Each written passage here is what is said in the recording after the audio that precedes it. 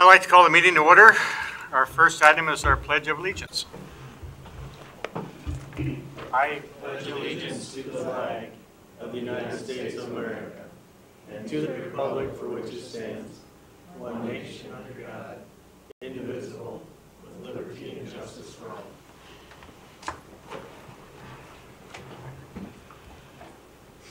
Mr. Vice Chair, could you read our mission statement?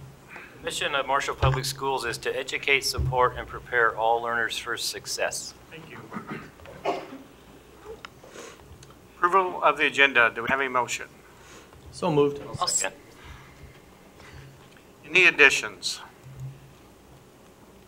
Hearing none, please vote.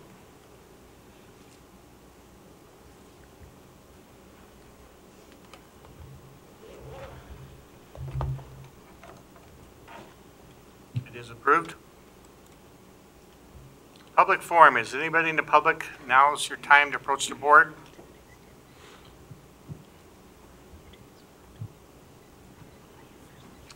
Moving on to our presentation, mentorship.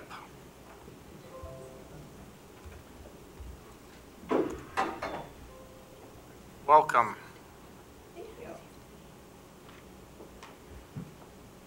Please be sure you're talking to the microphone. Hello. That was good. You try it. Enunciate clearly. Got it. Like high school speech class. All right. We wanted to share a little bit about the mentorship program with you guys this afternoon. For the next slide. What got us thinking is every year we have a number of new teachers, as you guys know, that we're hiring, and just thinking about teacher retention and what are some things that we can do to help support the staff that we bring in and give them everything they need. And looking at really what are those needs and the supports that we can provide. A couple years ago, I was invited by, Scott had called me. The Service Co-op was looking at this program at the New Teacher Center. I went to California for a few days, and we learned about this program. Came back and said, "This is really cool stuff," and there's a lot of pieces that we can use to support teachers in the classrooms and that sort of thing. So that's what we're actually rolling out this year. Just kind of set the background for this year. We had 27 new teachers in Marshall this year, or new to the district teachers. 8 of those 27 were new to profession, so they had never had a teaching position before. And on top of those 27, we had 17 teachers that were transferred from one position to another in some role, including the 2 of us were probably included in that. It's just different roles within the district. So a lot of things going on there and thinking about how can we help everyone in their positions. So the program, it's, what's that? I hit it twice. Okay. There we go. Working with the Southwest Service Co-op, it's new for them as well. So a number of districts were invited to be part of this. There are 5 area schools in addition to Service Co-op that are working on this program, this model. Someone from New Teacher Center is coming out and providing the training for us throughout the year this year. And really we're looking at these highly effective, it's a highly effective program, thinking about, they have a lot of data showing how it's worked in other districts, and it's nationwide. It isn't just something that we're putting together ourselves, thinking about what is the best practice show is really working, helping student learning and accelerating effectiveness of new teachers, giving them the supports again in the classroom to be off on the right foot, and having someone to go to with very specific questions they have about what's working in my classroom. And sometimes a new teacher isn't even sure what's working or what's not working. So having this person right in-house they can go to do this. The model that New Teacher Center recommends, we have an internal instructional coach that does the training with the New Teacher Center program lead. That's the person that comes out from them. Our lead comes out of Mankato, and then working intensely with those new teachers in the district. So for us, we have Beth, and then serving as that internal coach, and myself as the program lead. So we're going through the training together this year. So we have the resources and such to share. I'm ready for the next one. The best practice is that a full-time instructional coach would work with no more than 15 mentees a year, and they work with those people for up to 180 minutes each month. So it's a lot of very intense time with those teachers. It could be time observing in classrooms. It could be time meeting one-on-one outside of class time, reviewing what they see in there. 180 minutes a month, it adds up to a lot of time that Beth is spending with these people. Her role is a half-time new teacher mentor induction coach. The other half, she's working with EL and with QCOM coordinator. So the half-time role, she's working with 8 new teachers through this position as part of this role. And the 2 of us, again, I mentioned doing the 2-year training process. So it's 8 days this year and then 8 days again next year that we go through through training with these other districts and learning about the program and how it works. One more. I think I'm on. This is you. Yep. Okay, so the New Teacher Center, they have what they call highly effective tools that they've been training both Jeremy and I on through the 4 days we've had so far this year of training. So we listed the ones so far that we've been introduced to and that we've been able to share with the staff here at Marshall Public Schools. So the first one is the Collaborative Assessment Log, or we like to call it the CAL for short. The nice thing about this is we've actually been able to deploy this district-wide. So we use it with our PLCs, our peer coaches use it in monthly meetings. We have admin using it with their monthly meetings that they have with their peer coaches in their buildings. We are able to use it with post-observations, not only in the mentoring program, but with our PLCs and peer coaching as well, and then just to use as reflections. It's a nice tool to have. It's all of the tools, the nice thing about them is they are strengths-based, so you always start with what's going well, and then move on to what's maybe some areas where we could improve on. And the Collaborative Assessment Log is one in particular that starts out with, what is going well? The Planning Conversation Guide, that's the name they have for it. It's planning an effective lesson. So looking at it, making sure it's standards aligned, is it the rigor that it needs to be, and walking through the steps with the teacher doing that. Along with that is analyzing student learning. So then once they've been able to teach their lesson, then we go ahead and look at it. How effective was it? How did the kids do? Looking at, we can do it formative or summative, and now let's say they didn't do as well as we had hoped. Now what can we do? And then we go back to playing the conversation guide. Now what are we going to do to meet the needs of the students? So it's an ongoing, all of these are ongoing, and they just continue to lead into one another. And then the optimal learning environment, or the OLE, is what we're using for our observations. We train because we're both Spanish. Right. Well, and when she introduced it to us, she said "Olé," and we all kind of looked around, like potato olays. Someone thought, anyways. So the OLE form we're using with all of our observations this year, any of our peer observations. So we were able to roll this out with all of our mentors as well as with all of our peer coaches this year. So quite a few people are using the OLE when they're going in to do peer observations. And with that, it's looking at the 3 domains of an effective teacher and just seeing what is the evidence that we can see in the classroom. So then once the OLE or the observation is complete, then they can use the CAL to talk about what went well in the lesson, what didn't go so well, maybe some suggestions that that person may have, whether it be me or another mentor in the district or a peer coach, whomever it is. And then it, as you can see, leads into all of the rest of them up there. And then one of our favorite ones is the problem pose, problem solve. This is a quick, I think it's 12 minutes. If you have a issue that gets brought up, or Jeremy and I often think about problem solving. We've sat in problem solving meetings and we just keep spinning our wheels, and we could talk about one problem for over an hour and we didn't get anywhere at the end of the hour. This one is very, very, it's a scripted protocol in what you use in order to help solve a problem. And we use this with our new teachers. We meet with them monthly, and we had them each choose a problem, and then in a group of 3? I can't remember. 3, yes. They were able to work through this protocol, and the feedback we got back from the new teachers were they really liked it because, and you might not solve the problem, but yet you can give ideas on some things you could try. The only negative feedback we got was from the people who didn't get to bring their problem forward. They're like, I wanted to go through that protocol, with the people. So it's very effective. Can you give me an example of a problem? So when we did the training, they said just think about something that's keeping you up at night. So we talked about, like a student issue we were facing. And we bring in and we would talk about what the issue is, and the other people are giving you feedback about how maybe they would solve it, but when they're talking, you can't talk at all. Yeah. So you get to really think about, that's what they're thinking about this. So that's where we used it, was very specific student intervention need kind of things. So the person that brings the problem forward gets 3 minutes to talk and no one else can speak, which is really hard, especially for teachers. Like, you can't give your opinion. And then the next 3 minutes, the other 2 people get to discuss what they heard, and the person bringing the problem forward can't say anything, which is hard too. They just have to listen to the discussion, and then the last, I think it's, I don't remember, 4 or 5 minutes, then everyone discusses it together. So you really have to listen too.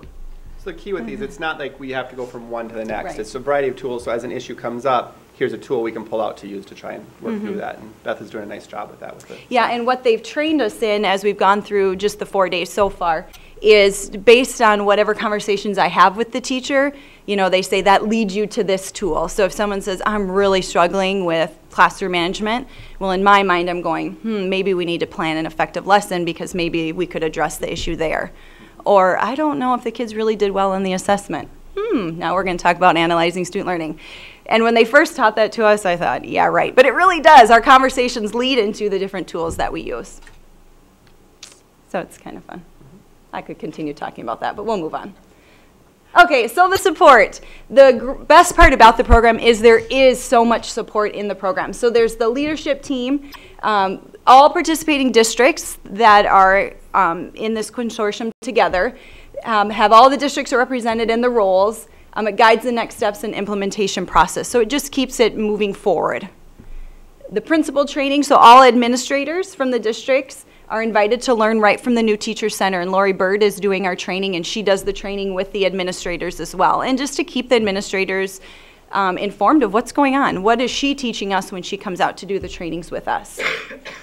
We also have triad meetings. It's just at the district level, which consists of myself, Jeremy, and then the building principal.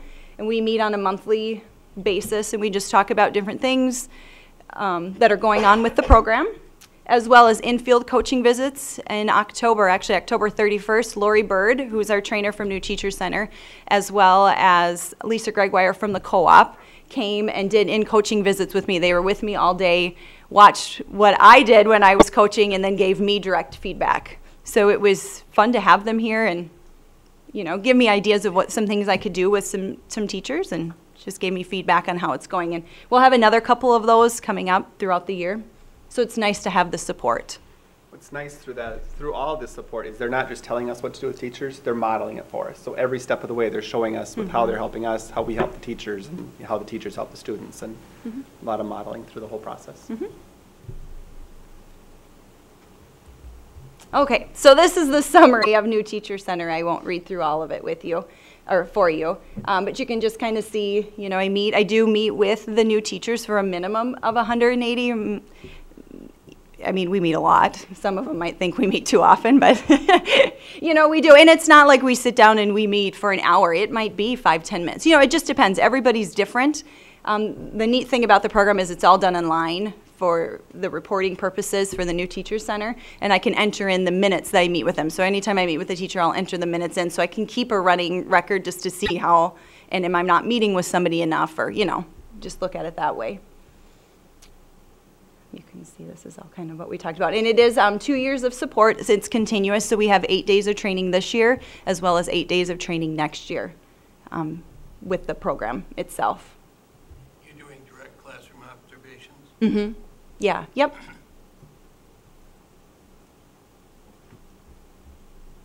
So this is a program that you guys are going to be taking over after you're totally trained?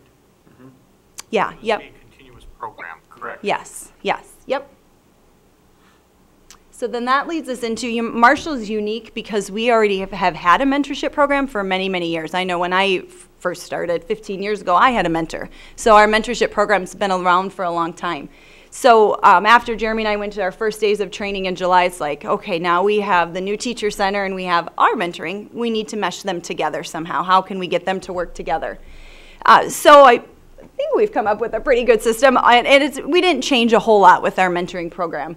But all Marshall Public School teachers in a new role. So whether you're new to Marshall Public Schools or if you've transferred in a position, you have a site level or an in-house mentor, I like to call them. So someone that you can easily go to at any time of the day. You know, a lot of times they teach the same grade or the same content. Not always, but many times. We've always had that. That hasn't changed. The mentors, the in-house mentors, they meet regularly to support the needs of their staff member that they're working directly with. And the reason, of course, that we have our mentorship program is to increase student achievement. That's the ultimate goal, is to increase all of our student achievement. And then we also promote professional growth through dialogue and reflection. Like I mentioned, they're able to use the CAL, so the Collaborative Assessment Log, what's going well when they meet, and then you know, what are some things, what can I help you with? A lot of times it's just what, you know, they're struggling with something, what can they help with? And if their mentor doesn't know, they can always reach out and find the help for them. And then all new teachers, so any of the 27 people that were new to us this year at Marshall Public Schools, they meet with Jeremy and I the last Monday of every month for a new teacher meeting, we call it. We meet with them for an hour and have different things on the agenda. Usually we share with them one of our tools that we've learned from our trainings, and we just do different things with them. You work with the side-level mentors at all? Yes, yep. Do you assist the principals in making selection of the mentors? The timing this year, that didn't happen No. this year, but we're thinking next year that would be part of the conversation. Yeah. Yep. So we have a connection there. Yes, yep. And so then, Do the mentors ask you if they perceive an issue with one of your new, do they ask you, I've gotten, can yeah. you help me with this I've one? gotten questions, and I've even had a couple new teachers that they're not one of my 8 people I'm working directly with, but they said I needed help with someone else, and so then they said, we felt like you were the next person to go to. I said, yeah. And that's where Beth being the QComp coordinator as well, there's a lot of overlap with duties there. So she sees things outside of those 8 teachers and she can help, hey, let me show you this tool, let me talk about this. So it's, you know, and we've done a lot of these trainings that we've learned, we brought to mentors and we brought to peer coaches and different things there too. So we can use Nice to that. see that meshing. Yep. Right. Makes a lot of sense. And that's what we were hoping too is, you know, we've had all of these different forms, we've always called them. Well, the New Teacher Center has taught us they're tools to use. And we all use the same tools now. We're all using the CAL with our conversations. We're all using the OLE for our observations, you know. So we have consistency, we feel, across our different programs, which is nice. With mentors and the administrators as well. Yes, yeah. That's great. Yep. Administrators aren't using the same observation form. Administrators still have the Charlotte Danielson Right. observation form, but looking we've talked about alignment between the pieces. Yes. But all peer observations are the same. What do you think with regard to aligning those pieces with the administrator observation? There's a lot of alignment between it. You see all those pieces within. Just the CAL form is much more generic, whereas the evaluative observation from the administrator breaks down into more details. Yeah, okay. Are the 8 teachers that are in the New Teacher Center, they're new to the profession, or can they be either or new to the district? Right, all of them are new to the district. When we first started, we thought we would have the 8 people that were new into the profession. Then we brought it to an admin meeting and we had a discussion and we made a few changes. Some of them are new, brand new to teaching, about half, and the other half have either taught Marshall before, they've taught outside, you know, it's just kind of, just That would depends. be like a school nurse or school counselor. Some of the tools are more applicable to a classroom teacher. Yeah, yep, So, yep. yep. And they've all bought into this pretty much? No one's complained to me, but maybe they know better, you know. I think some so. surveys. We have I mean, done I'm just surveys. thinking of everybody has a different personality, you know. Right. Yeah, we did a survey at the beginning of the school year, and then we'll do one again, you know, just to measure the effectiveness of it. But I'm enjoying working with them, so hopefully they feel the same. All right, was I talking future plans or you? Yeah, we'll talk about it. Okay. Just as we talked about what we see as future steps, so we really want to continue monitoring the success of the program, looking at achievement data. We've talked a lot about how do we know if this is working. So it's not just about achievement data, but the survey results and such too, like you talked about, Matt. Ultimate goal is to retain new staff as well as providing current staff support they need. So how, looking at continually how do we do that, and are we getting those needs met? And the feedback we've gotten so far has been very positive. We've talked about the desire to see this program continue to expand. A half-time Beth with 8 teachers doesn't cover the needs for 27 new to the district. So how can we look at expanding this in the future? Any questions for us? How do you look at expanding that? We talked to you about funding for additional staffing. Need a full-time person. Right. Didn't we set aside 50% of 50,000 out of staff development for this? We do have dedicated dollars from our staff development reserve. I don't think it's quite that high every year, but I thought that was Amanda's request, and we approved that. We're paying for some of Beth's salary for this out of that. yep. Right, that's how we're funding this position. Right, and the training, correct. I like your enthusiasm, Beth. I'm glad you're in the position. She's doing a great job. I hired her. I hired her way back when. Wait, 15 years ago. I'm proud of her. Surprising I she's think still it's a here. very good idea because especially with somebody new or even somebody coming in from another district, you can teach 10 years in a different district, come in, and this is the way we do things here. It's totally different. Right. So I think it's a great program. Right, and having Beth do it where she's not assigned to a classroom at the same time, she has that 180 minutes to dedicate to that. Okay. And that's huge. That is really huge. Taking that time, I mean, remembering as a principal, getting the time to get out there and do it. Right, we don't have it. This is so huge. It's a wonderful gift to our staff, really. Without mentioning any other names of schools, can you talk about a little bit? My impression is other schools are approaching this differently and have higher caseloads, if you will. Every district is kind of doing however they can manage it the best. You know, obviously, a number of districts have had conversations about not doing just those brand new teachers, but wanting to have all non-tenured teachers receive this support. I know we've had some of the neighboring schools have 27 to 30 people on a full-time case, so it's almost double what New Teacher Center recommends. And they've told us a number of times, the New Teacher Center, remember the data says that you follow these guidelines and you're gonna get the results. If you don't follow the guidelines, you won't get the results. So that's why we've really been very strict about saying this is how much Beth can do. So they're saying the maximum caseload is 15 for a full-time person. for full-time? Yeah, same correlation as the large classrooms can lose kids. Exactly. So this makes common sense. Right. You get too many in the caseload, you won't get We won't get the 180 180 minutes. minutes because there's just not that much time in the day, yeah. Right. Well, and the other side of that is you're not looked upon as the evaluator. Exactly. It's a peer. Yeah. Non-evaluative It's observations. huge. I think we have had some concerns about, and not against either of you, just the number of people in classrooms sort of observing teachers. And those are valid, but yet we also need to sell this from we're not, I mean, Beth, you don't put anything in anybody's file. You don't tell a principal, boy, Scott Munson is just really struggling and get rid of him.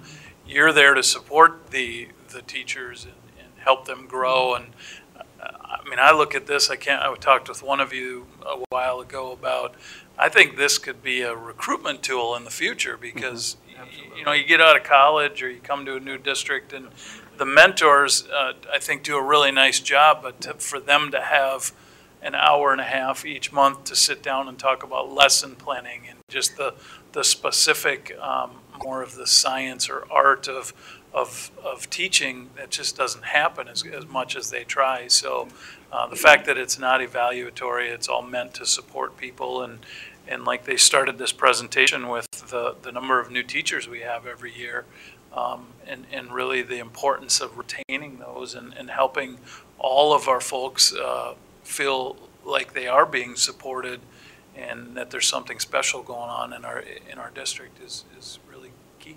Right. Nice job. Nice to take the lead. We were one of the original leaders with the mentor program, period. Marshall Public Schools was one of about 4 or 5 way back when. And when we did that, a lot of the things we're doing were modeled off of a New Teacher Center, some of the work they had done at that time too. Yep. This is, what you said, Scott, is right on. To let new staff know is we're here, we have this program to help you be successful. There's no such thing as a dumb question. We are here to help you be successful. That's huge. Yep. Great. Thank you. Any other questions? Thanks. Thank you. Thank you. Thank you. Beth, good work. Dion did ask me to bring up some Mentos and a battleship to Jeremy, do, mentorship, yeah. but we weren't that creative. Good job, Jeremy. Thank you. Moving on to our consent agenda, do we have a motion? I'll second.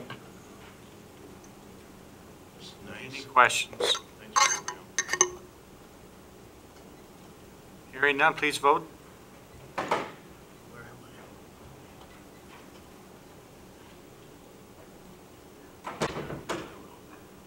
Sorry. I'm going to stay sitting next to you. It is approved.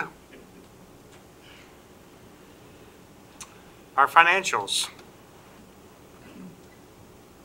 Nothing really out of the ordinary for this month. Community services looks like it's a little higher this month. It's the quarterly payments that we make to some of the partnering districts for ABE. So just recommend that you approve the bills for October, November, $2,499,015.48. Motion to approve. Do we have a second? I'll second.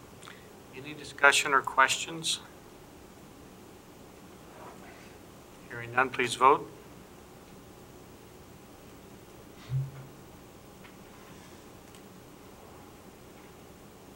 It is approved. Treasurer's report, information, anything you want to add, or?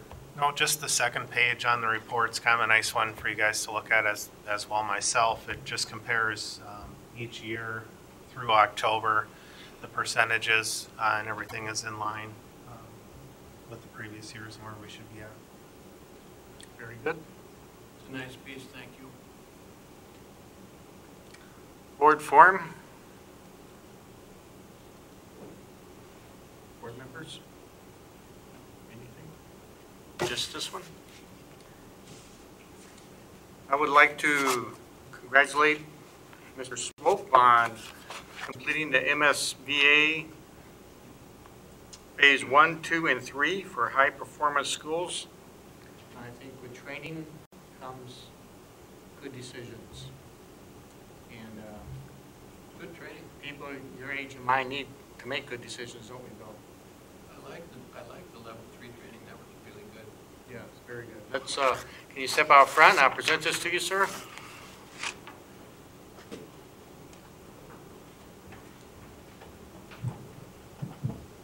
It's scary when you see two old men together, isn't it? So.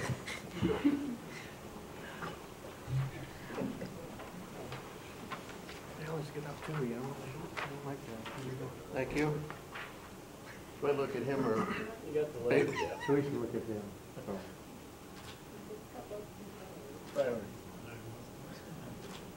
Did I do okay, Alex? Good job. Good job. Thank you. Okay, all right. Okay, sure. Thank you.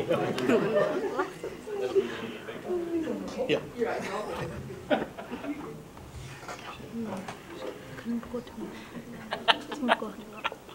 Did you get me in that one, Jenny? I just pulled it up because I forgot about the picture we take. On the shop. Okay. Crop me out. Yes, sir. Friday. Administrators report. I pulled a couple things out of each of the reports. In my report, I provided an update on some of the things that have been happening relative to the long-range facilities planning. I think we'll see a lot more regarding that next month. And then I also wanted to share that on November 26th, Commissioner Casilius, Brenda Casilius, who was scheduled to be here, I think last year, will be in the district to learn more about our voluntary pre-kindergarten and school readiness plus program. I think it's going to be 10 or 10:30 in the morning. All of you are invited to that as well as the media, so we're excited about having her out here. In Tiffany's report, she shared that Early Childhood, ECFE, and Preschool now has a new Facebook page.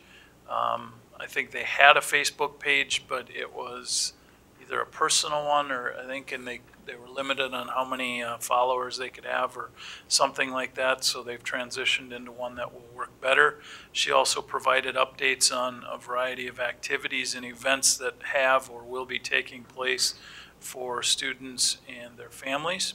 In Darcy's report, she shared information about the Tiger Pride Passport process, if you will. It's a main part of what's going on at Parkside this year. I've seen a lot of stuff on Facebook and social media about that in terms of who's accomplished that so far, and it's pretty exciting stuff. If you have a chance to go over there, you'll see that. She also shared sort of an overview of the balanced literacy work that's a focus at Parkside.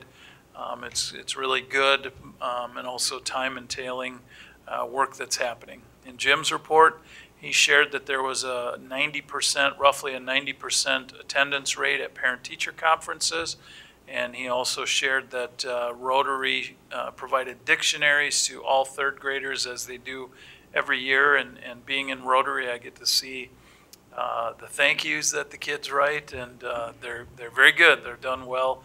They're also very funny and very honest. I think last week a young man had shared that he doesn't know all the words in there yet, but he's going to try to learn them. So that was funny. But the kids really appreciate them, I believe. In Mary Kay's report, she shared a variety of updates again on activities and events and opportunities for middle school students, and also an overview that our 8th grade students are using the Minnesota Career Information System to participate in some career exploration lessons, and that certainly is important as it relates to career and college readiness and the World's Best Workforce Plan. In Brian's report, he shared that after Q1 grades were in, he felt like students were off to a good start, specifically relative to the percent of students passing their courses, and that's good. I know that's something that they've been working on this year. He also shared that the National Honor Society held a blood drive on November 14th. I think he said they were hoping to get 90 units, give or take, on that date. In Chad's report, 6 Maytech students made the Q1 honor roll for the school district, or the high school, so that's definitely a positive. He also provided updates on the CNA and welding courses. I believe 9 of 10 students in the CNA course passed their certification test. 1 is preparing to take it again, and we have 8 adults and 12 students taking the welding course, so excited about those numbers. Bruce's report, a variety of fall success stories, championships, performances, including the Newsies. If you haven't been to that, I thought the kids did an excellent job, and for me to understand a musical and a play and to be able to follow along with it is a positive thing. So they definitely, I had to ask some questions, but I understood it at the end, which is good. They excellent, very talented young men and young ladies, and certainly the adults behind the scenes that are putting in the work as well. Bruce also shared the fall officials ratings on a 5-point scale. Each official has the opportunity to rate spectators, participants, coaches, site management, and game personnel. And our lowest rating was a 4.1, which is really outstanding, especially when the State High School League tells officials that a 4 is primarily about the best you should give, and unless something extra special happens, then you should use a 5. So to get ratings, I think they were 4.1 to 4.6 or 4.5 is really outstanding. In Jeremy's report, a variety of updates on assessment, things taking place in that area, as well as curriculum. And then he also shared that on January 2nd, we have a workshop day, and we're going to be focusing on ACEs, which stands for Adverse Childhood Experience, and the impact that those have. So maybe a student who is homeless or whose family has been not able to find a place to live, that's considered an adverse childhood experience. And how should we as educators, how can we help those students who have different ACEs or those types of experiences? So we're going to be focusing on that on January 2nd. Jackie's report, she just finished up, or is in the process of finishing up, 5 weeks of what she called special education camp for administrators, a variety of different topics each time they met. And then we also had 2 schools, Benson and Montevideo, who spent time at the high school to learn more about the special education and program there, and to try to replicate that. I believe Pipestone and Redwood have also come over for visits before, so a lot of schools taking a look at what our special education program is like at the high school, and kudos to our staff for everything that they do there. Beth, who was just here, shared some information about the infield coaching observations and also the QComp goals that were submitted for or by each site. And Scott Vandermillen shared updates about various opportunities and things happening in community services. And also he shared, and I didn't know this, that the mock crash that was held, I think in September or October, with sort of in conjunction with Studio One, I think they had 13 cameras taking different angles and views and different things like that. They created a video, and the Minnesota State Patrol is going to use some of the content of that video for their training statewide. So certainly good and exciting things going on there. Any questions, board members? Okay. Moving on here. Okay, let me back. Trying to skip I'm you, Dion, sorry. Sorry, Dion, I did that the last time, didn't I? Try to make it a little more exciting for you. Just want to touch on three things. The annual P-card rebate came in. We qualify for the 1% rate again, which was $16,392, which was up almost $4,000 from last year. So just want to point that out because Carla does a really good job of promoting the P-card, and same with our staff that does the ordering. ABE received a grant from the Otto Bremer Trust. They applied for a grant in regards to an Adobe Connect support project that they have going on. It's to try to reach out to more of their adult basic ed students outside so they don't have to attend the classroom to do some of the learning. So congratulations to CPAT and Matt in the ABE program, because that was a pretty tough one to get, and that was $30,000 of the, I think, $96,000 it's going to cost to do that program. And then the last thing, free and reduced online applications. Jill's been working with Tricia on trying to get our free and reduced applications online, in which she was waiting for MDE to approve it, and I believe MDE did approve it. It's actually free through our campus, Infinite Campus program. So we're just kind of hoping that that's going to reach more families to be willing to apply online. And then also there's close to 300 applications that right now Jill has to manually enter, so that'll actually help her on the back end of things. So kudos to her and Tricia for looking and streamlining that. Thank you. All right. Yes, sir.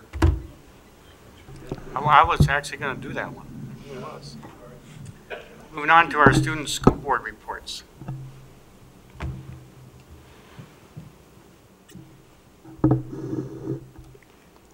Okay, I had the Parkside and Westside Elementary School.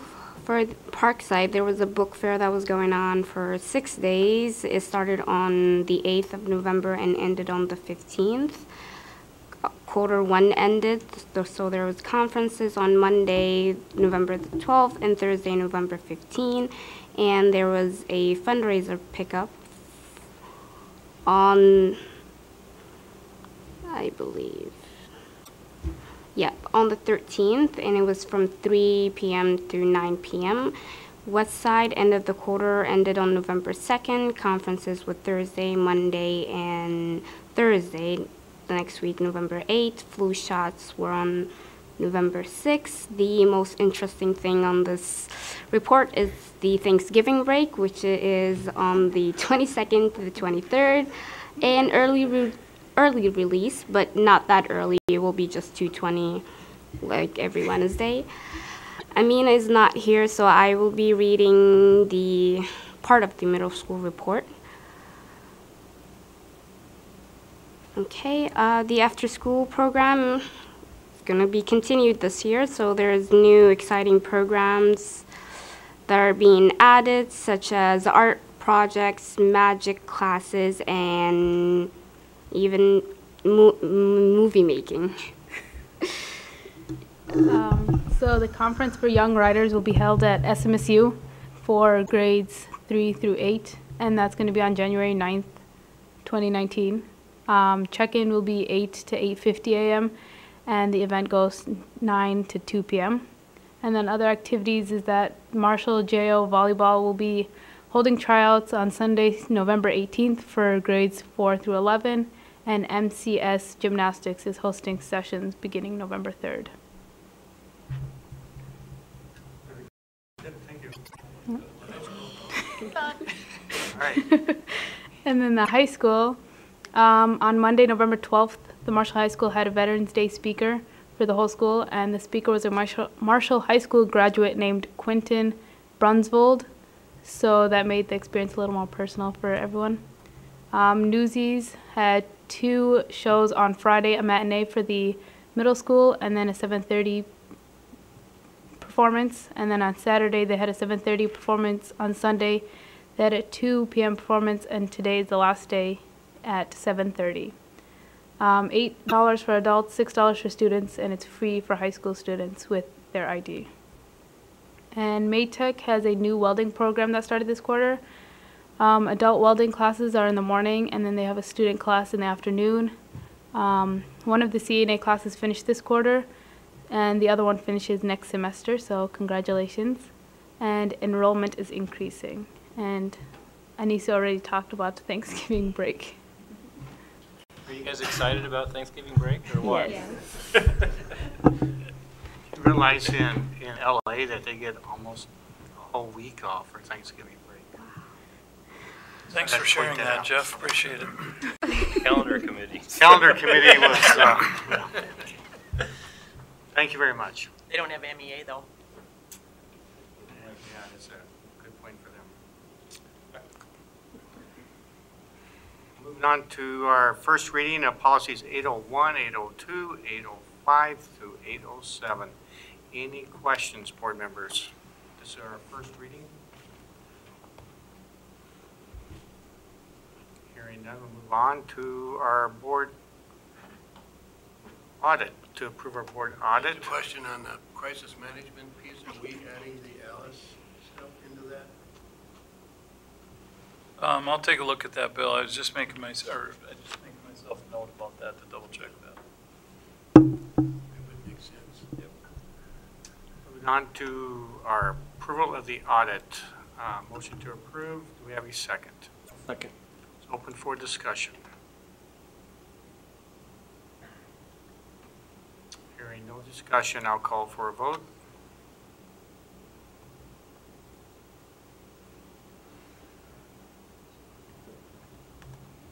It is approved. Approval of the joint powers agreement with the City of Marshall. Do we have a motion? So move. I'll second. It's open for discussion. We just had some minor changes. Scott Vandermillen and I believe Scott had read through it too, just had some minor changes, and I think we're going to review it each year just to see as things change. Very good. Any questions, board members? Hearing none, please vote.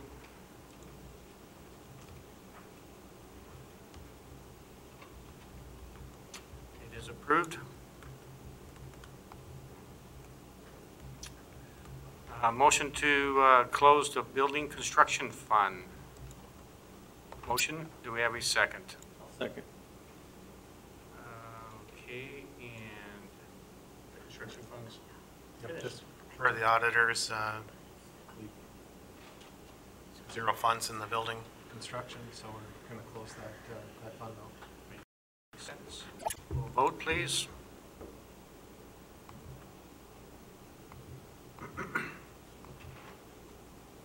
It is approved.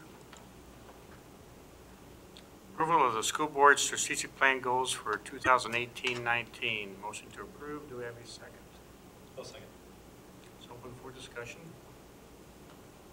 Hopefully the memorandum that I provided for you sort of lays out the process that was used to get to the point of choosing these two. I think they, when you talk about, when we think about Beth and Jeremy's presentation and how that aligns with identifying, recruiting, developing, and retaining excellent staff, I think we already have some things in place, quite a few things actually, that align well with that goal. And then the first one, to identify barriers to learning and provide intervention and support, is a nice transition from our goal last year of increasing academic achievement.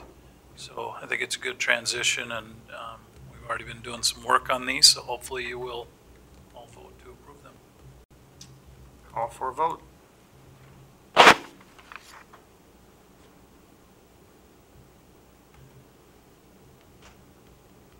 is approved.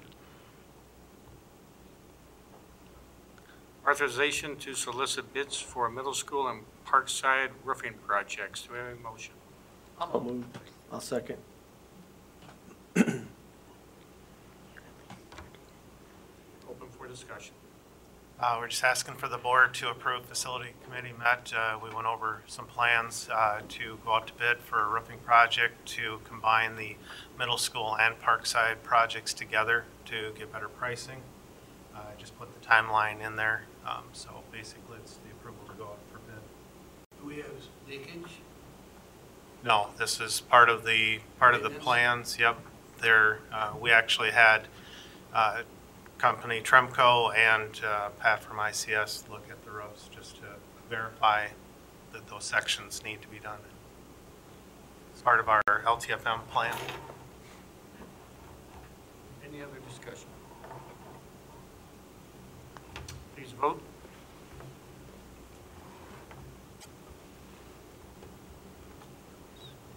It is approved.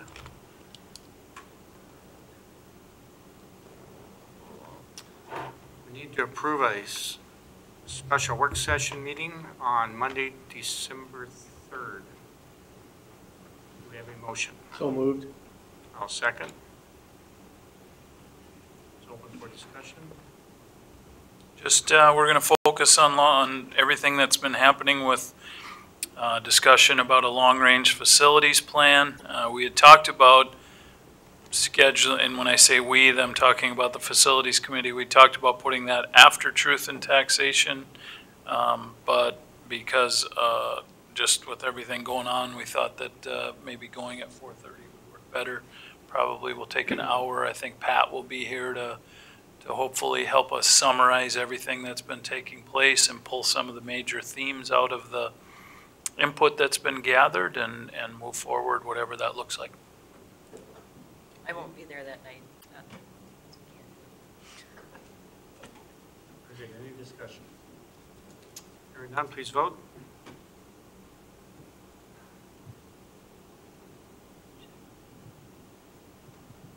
It is approved. Approval of amendment number 2 for property located on 305 South 2nd Street, Marshall, for the main tech area. Do we have a motion? So moved. I'll second. It's open for discussion. So our 5-year lease is up at the end of December, and met with the facilities committee and just recommending that we, it's an amendment number 2 to continue the lease as it was written before, except for first year will be at the same rate we're paying this year with a 3% increase.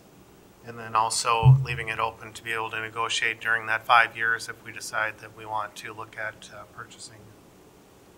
So it's still 5 years. Correct. Yep. Any other questions? Please vote.